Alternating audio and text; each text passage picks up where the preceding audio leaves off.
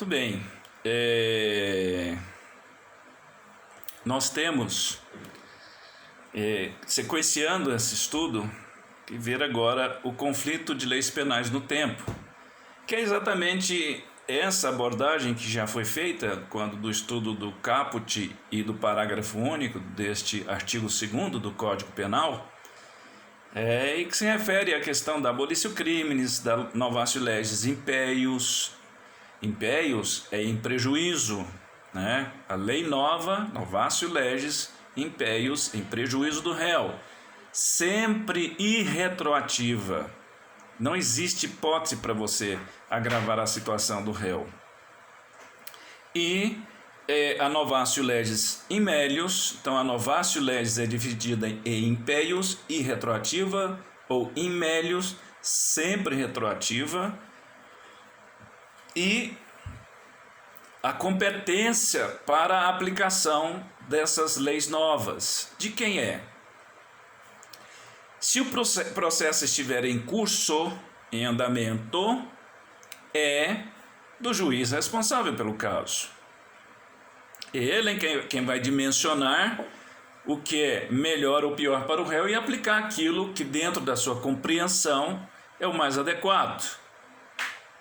Se o processo já tiver sido julgado, como nas hipóteses lá em que cessam os efeitos da sentença condenatória, a própria execução da pena também se encerra, aí quem vai fazer isso? É evidente que é o juiz que cuida da execução penal. Em comarcas pequenas você tem apenas um juiz, em regra, que faz tudo isso, porque ele vai atuar nas 3 fases da persecução penal: na fase pré-processual ou inquisitiva, no processo de conhecimento e depois no processo de execução dessa pena. Tá? Tudo bem. E a questão da combinação de leis é possível? Ou seja, é possível o juiz combinar trechos de uma lei com o de outra lei e, a partir disso, ele aplicar a um caso? Existem 2 leis vigentes. Num determinado trecho, esta lei é boa para o réu. No outro trecho, esta lei também é boa para o réu e que podem ser aplicadas no caso. O juiz pode fazer essa combinação de leis, pode pegar a parte melhor de uma, a parte melhor de outra e aplicar ao réu.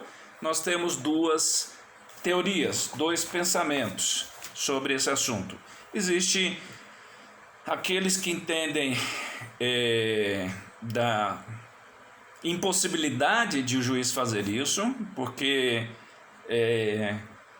estaríamos diante de uma terceira lei, né? E não uma primeira e segunda aplicadas, mas a combinação de 2 leis produzindo uma terceira lei.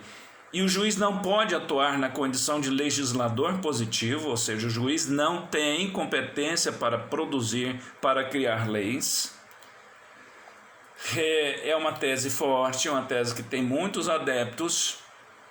De outro lado, tem aqueles que compreendem que é possível sim ao juiz fazer essa mescla, né?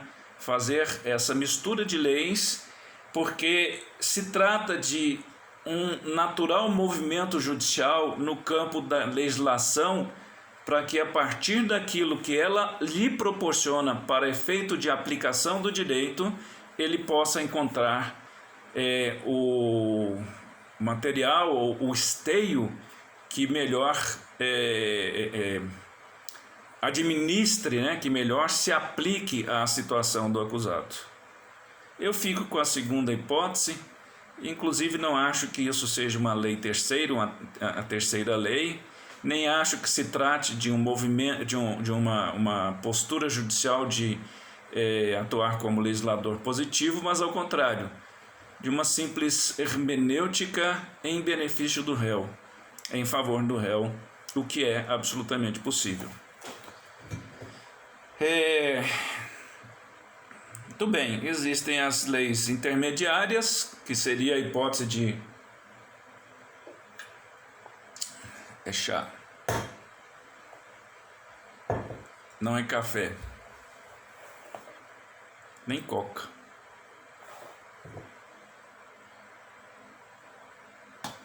É chá mesmo. Bom, a lei intermediária, gente, é aquela que se intromete, né? Que se insere entre duas leis, para saber se essa lei intermediária vai ser proativa ou retroativa em relação àquele fato. Havia uma lei, veio uma segunda lei disciplinando esse mesmo fato, dando um tratamento melhor, veio outra lei voltando àquele tratamento ruim do fato, tornando ele mais áspero, mais duro. O que fazer? Aplica a lei intermediária, tanto para trás quanto para frente. Na verdade, muito simples. É um tema momentoso, como gostava de falar um professor meu, José Soares de Castro, uma figura emblemática. O filho dele era meu colega de sala, e lamentavelmente faleceu muito pouco depois de a gente colar grau, né? Muitos poucos dias depois. Lembro que nós pranteamos ele, eu abraçado ao Carlos, filho dele, em razão de ter sido uma pessoa que marcou muito a nossa trajetória na faculdade, por ser um professor de boa cepa, um professor extremamente capaz em matéria de direito penal. Muito bem. Nós temos aqui aquilo que está na mídia, né? Lei excepcional ou lei temporária? Vamos ver por quê? Olha o que diz o artigo 3º. A lei excepcional ou temporária, embora decorrido o período de sua duração ou cessadas as circunstâncias que a determinaram, aplica-se ao fato praticado durante sua vigência. Aqui nós temos o tempus regit actum, com toda a sua força e seu esplendor. Tá? Nós estamos diante de uma situação extremamente excepcional no país, no mundo, em face do coronavírus. Seria legítimo ao legislador apresentar ao país leis penais mais duras nesse momento? Sim, perfeitamente. Endurecer algumas penas, por exemplo, as que se referem à própria condição dos consumidores estarem sendo lesados com o excesso abusivo de aumento de preços, dos crimes patrimoniais, porque as pessoas não estarão atentas aos seus patrimônios, principalmente os comércios, né, que vão ter que ficar fechados, não vai ficar ninguém vigiando, e a bandidagem aproveitar disso. Perfeitamente, nós estaríamos diante de uma lei excepcional, que diz assim: a lei excepcional, embora cessadas as circunstâncias que a determinaram, ou seja, passou o coronavírus, aplica-se ao fato praticado durante a sua vigência. Muito bem, nós temos aí, por exemplo, o caso do furto em estabelecimento que está desprotegido. Aí o legislador fala assim: vou aumentar a pena do furto, em vez de ser de 1 a 4 anos, vou passar para 4 a 10 anos o furto, que é a pena até do roubo, né? E aí eleva essa pena. Enquanto ela viger por força dessa excepcionalidade que se trata o coronavírus, e que pode posteriormente ser revogada por ter acabado o surto, por ter sido declarado pelas autoridades sanitárias que não há mais razão para que nós temamos a presença dele, porque ele sempre existiu e sempre existia entre nós, né? É uma mutação dele que veio muito forte. Então, essa lei, ela pode sim. Aí vamos supor, alguém pratica o furto nesse período de vigência da lei excepcional. e a pena está maior. Vem, termina o período do surto e aí a pena volta ao normal, que é de 1 a 4 anos, né? Que cabe até acordo de não persecução penal. Quando volta a lei anterior, que é mais benéfica para o réu, volta também para ele? Não, porque aqui fala que a lei excepcional, embora cessadas as circunstâncias que determinaram a sua edição, aplica-se ao fato cometido durante sua vigência. Perceberam? Se eu tenho uma lei hoje, Código Penal, artigo 155, pena de 1 a 4 anos. Vem agora, nesse período, eles fazem uma lei lá rapidão, e dá para fazer em um dia. Passa para 4 a 10 anos. Alguém se envolve num furto, né? E depois volta para o que é hoje, revoga esse dispositivo. Põe lá, nós temos 155, aí põe lá, 155A. Aí revoga o 155A quando acabar os problemas aí do coronavírus. Tudo bem. Volta ao 155 de 1 a 4 anos? Não. Porque essa é uma exceção, por isso fala lei excepcional. Ela é editada em circunstâncias excepcionais, particulares, muito pontuais. Nesse caso, em decorrência de questões graves envolvendo a saúde pública. Por isso, o cara vai ficar sujeito a pena de 4 a 10 anos. Tá certo? E a lei temporária é aquela que vem com prazo de vigência. Ou seja, como foi a Lei Geral da Copa.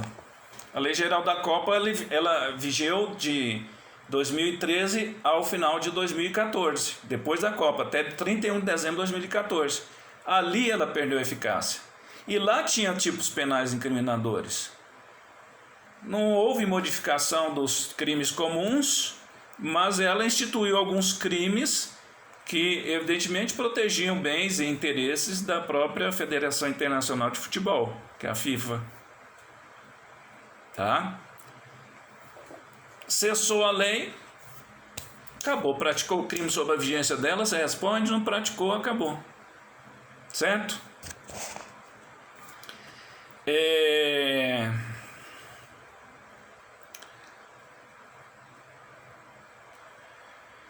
Tempo do crime. Último ponto, e eu acho que a gente termina aqui rapidão. Qual é o tempo, o momento em que se pratica um crime? Isso aqui é do ponto de vista penal, que processual penal tem uma outra teoria, viu, gente? Aqui diz assim, ó, no aspecto do direito penal intertemporal: considera-se praticado o crime no momento da ação ou omissão, ainda que outro seja o resultado, o momento do resultado. Olhem só, quando você lê ou ouve falar em ação ou omissão em direito penal, você está simplesmente ouvindo conduta, comportamento. Então diz aí, ó, considera-se praticado o crime no momento da conduta, ainda que outro seja o momento do resultado. E você tem a conduta, atirou em alguém, e o resultado, morreu. Morreu agora? Não, morreu daí 2, 3 dias. Qual é o momento, qual é o tempo do crime? No momento em que eu realizei a conduta, e não naquele em que a pessoa morreu. Certo? É o que está aí. Considera-se praticado o crime no momento da conduta, da ação ou omissão. Ação, atirei e matei. Omissão, tinha uma pessoa lá precisando de socorro, eu me omiti, ela foi embora. E foi embora e ela morreu. Daí um dia.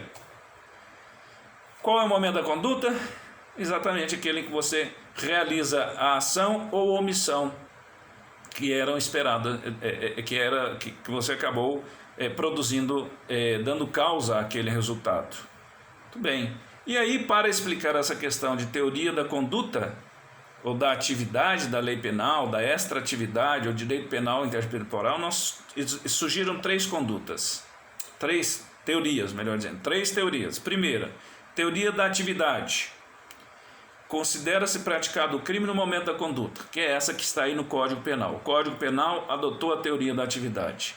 Existe a teoria do resultado também. que considera-se praticado o crime só no momento em que obtiver o resultado. Nesse caso que eu atirei em alguém, ele morreu 3 dias, é aqui que estará sendo considerado que seria o tempo do crime que você praticou. Tá? E a teoria mista, ou da ubiquidade, né? Que é aquela em pouco importa, seja no momento da ação ou do resultado, não faz diferença. O Brasil adotou a primeira teoria da atividade. Mais um exemplo para a gente terminar os casos especiais e encerrar a aula. O agente da conduta tem 17 anos, 11 meses e 29 dias. Amanhã ele completa 18. Ele vai lá hoje dar uma facada no desafeto dele. O desafeto dele é levado para o hospital, é socorrido e morre só depois de amanhã. A lei penal vai alcançá-lo? Não. Porque pela teoria adotada no Código Penal Brasileiro, quando ele praticou essa conduta, tempo da ação que ele fez de dar a facada, ele era menor. Ele vai ser alcançado pelo dispositivo, ou pelo diploma de regência, que é a Lei 9.069, que é o Estatuto da Criança e do Adolescente. 8.069, que é o Estatuto da Infância e Juventude. É o ECA, Estatuto da Criança e do Adolescente. Esta lei é que vai reger o comportamento dele. Pouco importa que ele tivesse adquirido maioridade antes de consumar-se o crime, porque o que importa é o momento em que ele praticou, realizou a conduta. E nós temos casos especiais, como é o do crime permanente, em que você aplica a lei nova. Vamos supor, eu estou com uma pessoa sequestrada, sequestrei alguém, aí no curso do sequestro surge, ela está comigo, está retida, surge uma lei nova aumentando a pena do sequestro. Isso é um crime permanente, em que a consumação dele se protrai no tempo. Surge uma lei nova agravando a situação. Aplica-se a lei nova? Pela compreensão majoritária, sim. Para alguns, aplica-se uma combinação de leis. Até o momento em que surgiu a lei, se aplica a anterior, depois se aplica a posterior e faria